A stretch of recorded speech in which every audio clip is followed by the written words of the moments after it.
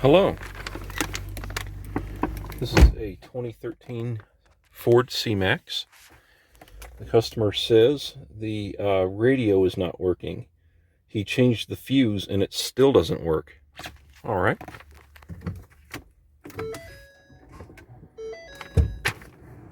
Okay, so this is a touch screen unit, and the screen's not illuminating.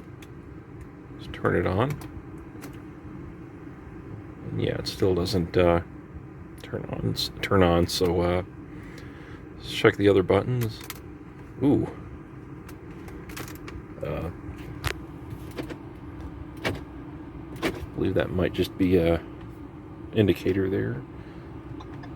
Yeah. All right, so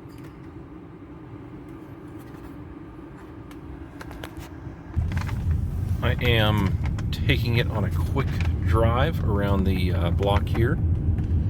Just as a transmission tech, I want to make sure the bearings aren't loud in the transmission, and in general, I would want to make sure there's no other major issues before I spend time diagnosing the radio and spending their money on that when they have other issues. But yeah, just a quick road test to make sure everything else is in good health before I dig in.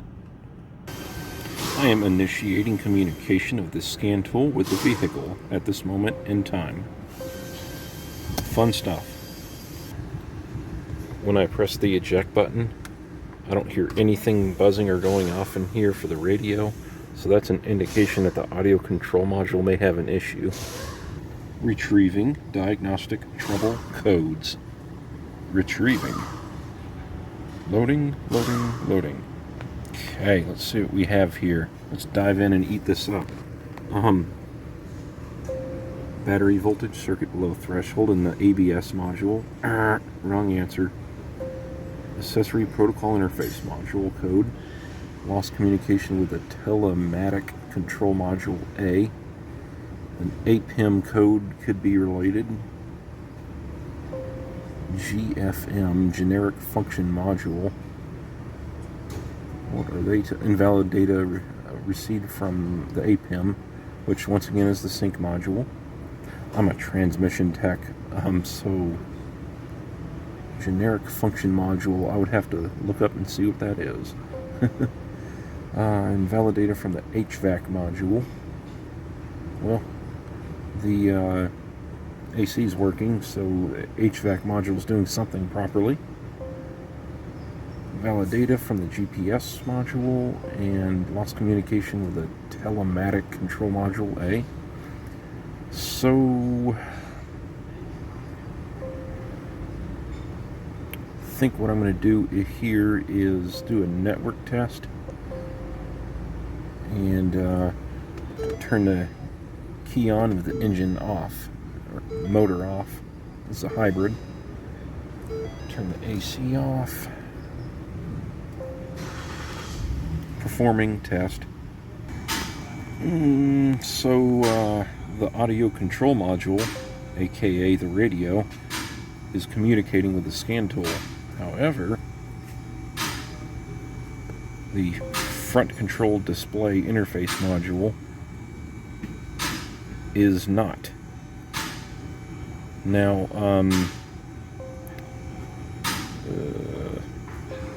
one moment. Okay, so what this is telling me is that the front control interface module, the display interface module, the screen, is not communicating. So let me pull up a pinpoint test for that and look for bulletins. Before I do all that, I'm going to disconnect the battery for 10 minutes and reconnect it and do a hard reset on the modules and see if that does anything. No such luck, but I have found out this is definitely called the front control interface module, the buttons here, and that is responding to the scan tool. And this I'm trying to figure out the exact name for. Yeah, the screen's called the front display interface module, and the sync module, the APIM, is bolted to the back of it, and likely shares power and ground, I will make sure of that, but the APIM's responding to the scan tool, but not the display interface there, the screen. So that gives me some clues what's going on here. Could be a failed screen, but let's keep digging. Okay, so I decided to start taking a look behind here and visually inspect it. This panel up here just is held in with retaining clips. See the yellow things? You just literally grab on, pull up, and it pops out of place. And then you have two 7mm screws.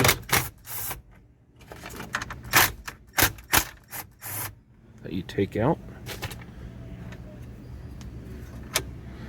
Set those somewhere safe, and oh boy, carefully pull this out.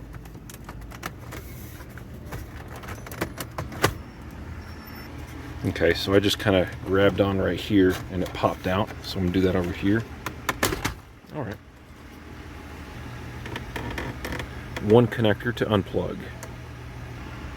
4 7mm screws holding the display on. All right, so there's that one connector right here onto the back of the APIM. Just do a visual inspection, look for any damaged wires. Anything obvious back there? I don't see anything. That's the only issue I see. OEM Motorcraft, the part that the screen made in China, OEM. But yeah, generally speaking here, one connector feeds the power, ground, and network to the APIM and the screen. So the APIM is responding properly to the scan tool, so this gives me even a stronger feeling that the wiring is probably good. I can still check that, but that there's an issue with either the screen or the APIM. So I disconnected and reconnected it, and I saw the backlight come on when I turned the key on. Okay, look at that. I'm going to go ahead and let that boot up. Yeah, obviously tailored. The radio's working now. was in Boston a couple of months ago.